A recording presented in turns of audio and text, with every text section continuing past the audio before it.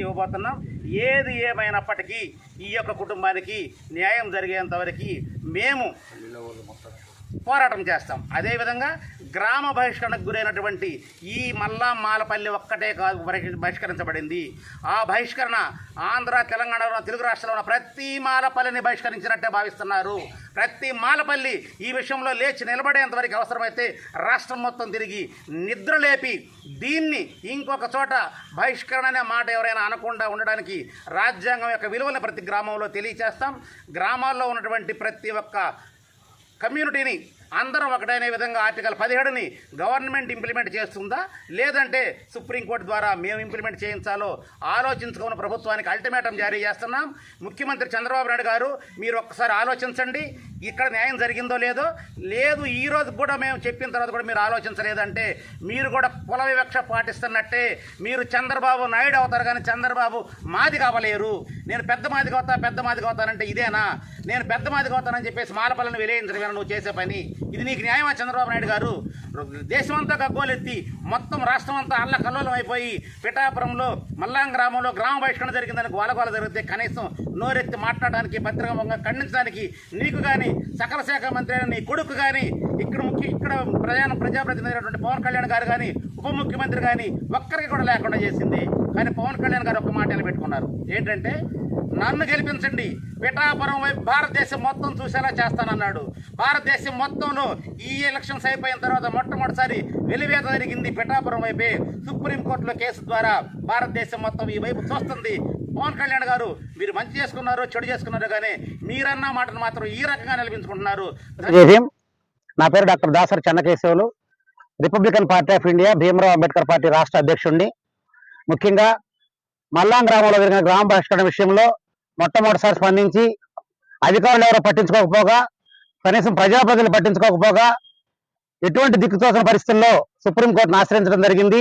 Supreme court వారు ఈ కేసుకి 25/616/2025 నంబర్ ఇవ్వడం జరిగింది.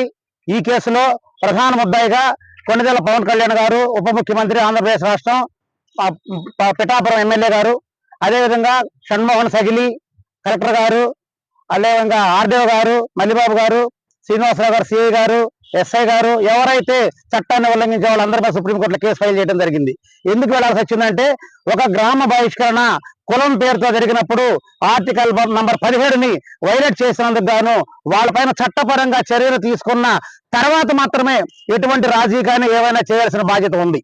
అటువంటి చట్టపరమైన చర్యలు తీసుకోవాల్సిన అధికారులే చట్టాన్ని ధిక్కరించి పెదరాడి పంచాయతీ చేసి అయిపోయింది రప్పండి, మీరు తనుకోవడానికి వీల్లేదు, ఇకన మీరు వాళ్ళు పనికిరాని, మిమ్మల్ని మీ కూలి లేదు, మీరు బతకలేరు, మీరు అల్పులు, మీరు మాలామాదిగోళ్ళు కాబట్టి వాళ్ళ కనుసనల్లో ఉండాలి కాబట్టి మీరు ఎట్ట పెడతారా కేసులు, పెట్టడానికి వీల్లేదని కలెక్టర్ గారు, ఆర్డీఓ గారు వాళ్ళ తరఫున ఒకళ్ళతో పుచ్చుకొని వాళ్ళని దూరం చేసి మీకు పెదరాడి పంచాయతీ చేసి ఇక నుండి ఈ గ్రామ బహిష్కరణ విషయంలో ప్రపంచానికి మీరు తెలియజేసిన, సోషల్ మీడియాలో పెట్టినా, పోలీస్ కంప్లైంట్లు ఇచ్చినా, పై అధికారులకు ఫిర్యాదులు చేసినా మీ మీద చర్యలు తీసుకుంటామని వాళ్ళని భయభ్రాంతులకు గురి చేస్తూ పంచాయతీ చేసిపోయినటువంటి కలెక్టర్ గారిని సస్పెండ్ చేయాలని, అదేవిధంగా ఆర్డీఓ గారిని, తహసీల్దార్ గారిని, సిఐ గారిని, ఎస్ఐ గారిని సస్పెండ్ చేసి ప్రాసిక్యూట్ చేయాలని సుప్రీంకోర్టు వారిని కోరడం జరిగింది. వారు సానుకూలంగా స్పందించడం కూడా జరిగింది. అదేవిధంగా పవన్ కళ్యాణ్ గారు ఎవరైతే ఉన్నారో వాళ్ళ నియోజకవర్గంలో ఒక కుల బహిష్కరణ జరిగినప్పుడు ప్రజాప్రతినిధిగా అక్కడికి వచ్చి అలా జరగడం తప్పని వాళ్ళని మందలించి అక్కడ జరగాల్సిన కార్యక్రమాలను చేసి వెళ్లాల్సిన వ్యక్తి ఈ రోజు వరకు కూడా పట్టించుకోనందుకు కారణంగా ఆయన్ని ఉప ముఖ్యమంత్రి పదవి నుంచి వెంటనే తొలగించాలని, అదేవిధంగా ఎమ్మెల్యేగా డిస్క్వాలిఫై చేయాలని కూడా సుప్రీంకోర్టు వారిని కోరడం జరిగింది. ఆ పిటిషన్ కూడా సుప్రీంకోర్టు వారు యాక్సెప్ట్ చేయడం జరిగింది, సానుకూలంగా స్పందించడం కూడా జరిగింది.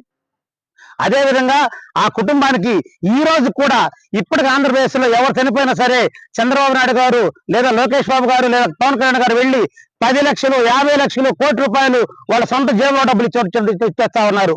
ఈ రోజు ఒక మాల సామాజిక వర్గానికి చెందినటువంటి ఒక వ్యక్తి, ఆ కుటుంబానికి అతనే దిక్కు. 9వ తరగతి 10వ తరగతి చదువుతున్న బిడ్డలు ఉన్న ఆ కుటుంబానికి ఈ రోజు కూడా ప్రభుత్వం తరఫు నుంచి ఒక్క రూపాయి కూడా పరిహారం చెల్లించలేదు.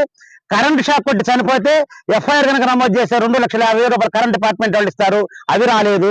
అట్రాసిటీ కేసు నమోదు చేస్తే 2 లక్షల రూపాయల పరిహారం వస్తుంది, అది రాలేదు. అట్రాసిటీ చట్టం కింద ఇంట్లో కుటుంబానికి ఉద్యోగం ఇవ్వాల్సి వస్తుంది, అది రాలేదు. ఒక 5 ఎకరాల పొలం ఇస్తారు, అది ఇవ్వలేదు.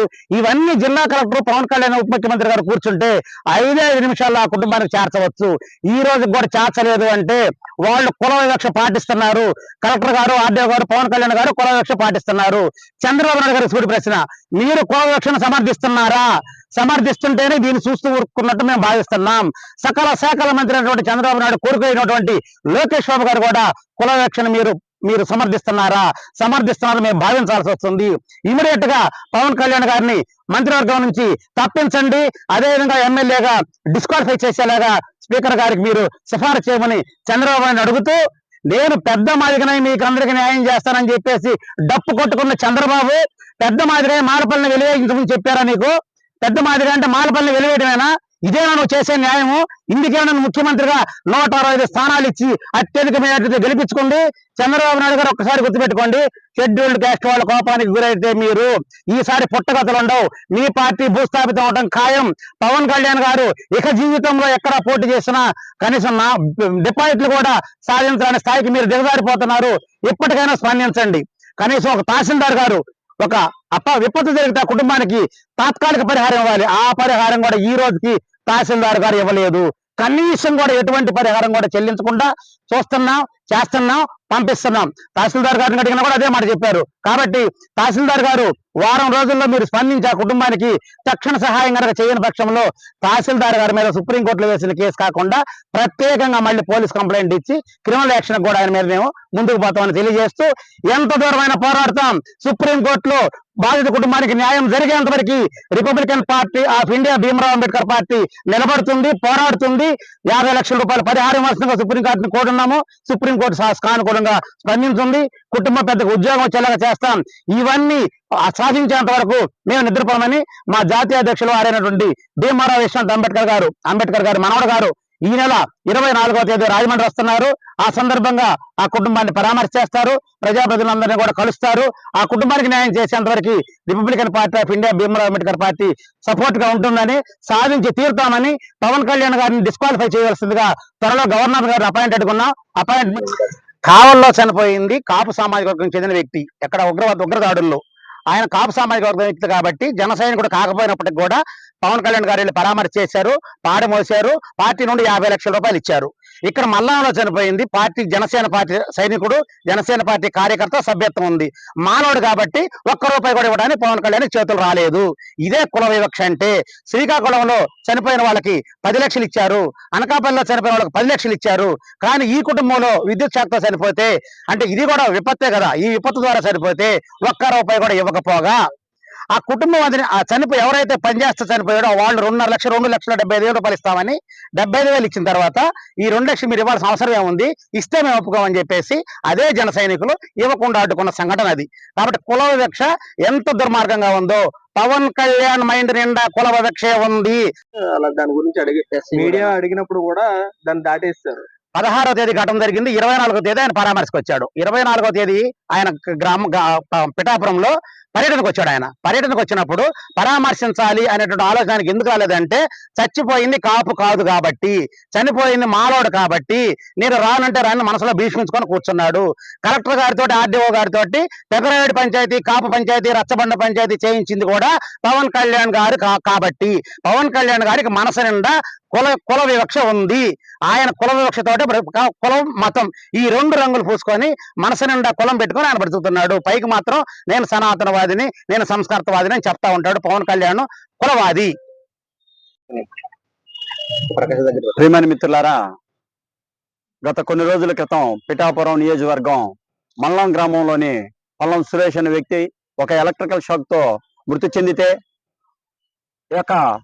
ప్రభుత్వం యొక్క కార్మిక చట్టాల ప్రకారం కూడా ఎవరైతే పని చేయించుకుంటున్నారో ఆ యొక్క యాజమాన్యం ఆ బాధిత కుటుంబానికి నష్టపరిహారం చెల్లించాలని చెప్పి స్పష్టంగా చెప్పుకుంది భారత రాజ్యాంగం. అదేవిధంగా చనిపోయేటటువంటి కుటుంబాన్ని, సురేష్ గారి కుటుంబాన్ని ఇంటికి పోయి గమనించి వచ్చామో, వాళ్ళు ఒక పట్టలు కట్టుకొని నివసిస్తున్న దౌర్భాగ్యమైన పరిస్థితిలో ఉన్నారు. అంటే ఈ రాష్ట్రంలో ఈ యొక్క రాష్ట్రానికి ఉప ముఖ్యమంత్రిగా ఉన్న పవన్ కళ్యాణ్ గారు, నీ నియోజకవర్గము, నీ జనసేన కార్యకర్త చనిపోతే కనీసం నువ్వు పరామర్శించేటటువంటి టైం లేదా? పవన్ కళ్యాణ్ గారు అన్నారు, నాకు ఒక్క ఛాన్స్ ఇచ్చి చూడండి, ఈ దేశం మొత్తం నా నియోజకవర్గం వైపు తిరిగి చూసేటట్టు చేస్తానన్నాడు. పవన్ కళ్యాణ్ గారు, ఇదే మీరు చేసేది? మనిషి చనిపోయి న్యాయం చేయమంటే ఒక పల్లం గ్రామంలో, మొత్తం మల్లం గ్రామంలో ఉన్నటువంటి మాలపల్లిని మొత్తాన్ని వెలివేస్తే ఒక్కసారి కూడా పోయి ఏం జరిగిందని అన్నటువంటి అడగలేనటువంటి దౌర్భాగ్యమైన పరిస్థితిలో పవన్ కళ్యాణ్ రాష్ట్ర ఉప ముఖ్యమంత్రిగా ఉండటం, అదే మీరు చేసే సామాజిక న్యాయమని మేము అడుగుతా ఉన్నాం. రాష్ట్ర మాల ఉద్యోగ సంఘం అధ్యక్షుడిగా నేను డిమాండ్ చేస్తా ఉన్నాను, ఈ ప్రభుత్వానికి, ఆ యొక్క నిరుపేద కుటుంబానికి తన యొక్క భార్యకి ప్రభుత్వ ఉద్యోగం ఇవ్వాలి. అదేవిధంగా తన యొక్క ఇద్దరు బిడ్డల్ని ప్రభుత్వమే బాధ్యత తీసుకొని చదివించాలని, అదేవిధంగా నివాసం లేనటువంటి సురేష్ కుటుంబానికి తప్పనిసరిగా ప్రభుత్వం ఆ యొక్క ఇల్లు కట్టించేవాలని చెప్పి రాష్ట్ర మాల ఉద్యోగ సంఘం అధ్యక్షుడిగా తులిబిల్లి అశోక్ బాబు నేను డిమాండ్ చేస్తా ఉన్నాను. భవిష్యత్తులో ఈ యొక్క కంప్యూటర్ కాలంలో కూడా ఈ యొక్క సంఘ పరిష్కారం జరగడం అనేది చాలా సిగ్గుచేటు.